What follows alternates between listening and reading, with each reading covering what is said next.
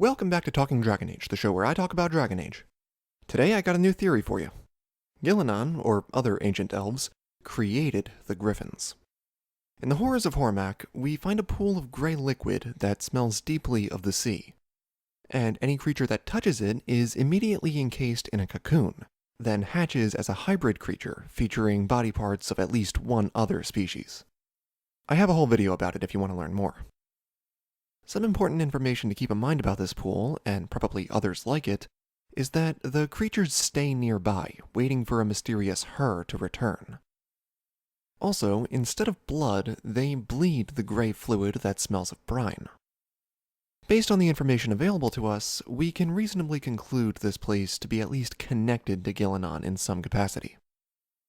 Ghilan'nain created many creatures, and the codex about her ascension describes her specifically sparing sea creatures. With concept art from the next Dragon Age coming out, a lot of creatures that seem like sea monsters are present, but of the ones in Horror of Hormak, I think none were sea creatures. The only connection to the sea was the smell of the grey liquid.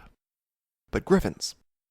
Griffons possess the bodies of lions and the heads, talons, and wings of eagles. They're already a mashup of at least two creatures.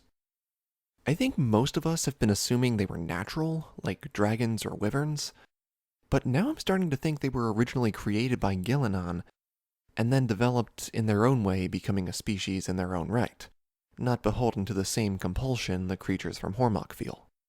This could be because they were already a thriving species when the Veil came down and Ghilan'nain was sealed away. Ghilan'nain is also credited for the creation of Hala, so Griffons wouldn't be that unique as far as that goes. Also, neither Griffons nor Hala bleed the grey liquid as the creatures of Hormak do. I think this is because the grey liquid has been kind of acting on its own without any elven oversight, so all its creations are wonky and incomplete. Back in the day, when elves were still there, the creatures they made may have been more refined. But the real thing that sparked this theory was when I was thinking about the Griffons' connection to the Blight. See, it's said that the Griffons were first tamed and used as mounts by some tribes in the Neanderthals, and they gave that knowledge to the Grey Wardens when they joined them, leading to the legendary partnership of Griffons and Wardens. But the Wardens were able to put other animals through the joining, such as dogs. But when they tried that with Griffons, the Griffon would tear at its own body to get the corruption out. They always held a deep hatred for Darkspawn. When Griffons were successfully put through the joining with blood magic, they became more ferocious and harder to control.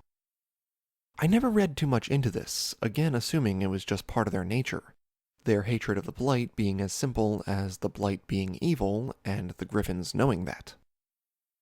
But we have some other strong theories that could also explain the Griffons' relationship to the Blight. Andruil hunting in the void and bringing back the Blight. Ghilan'nain being her lover, who was later driven away by Andruil's madness. And now Ghilan'nain creating Griffons.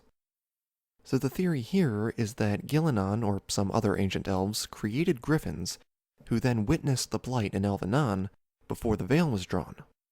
And over following generations and evolution, they retained that hatred.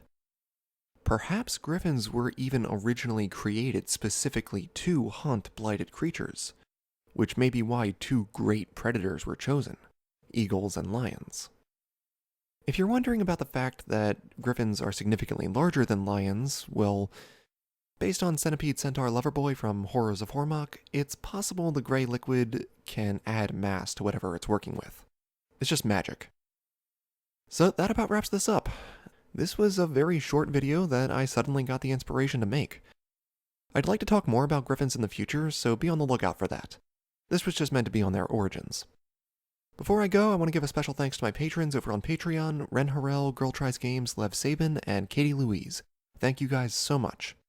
If any of you want to talk more about anything and get some behind-the-scenes content, you can jump on over to Discord to chat with me and other fans.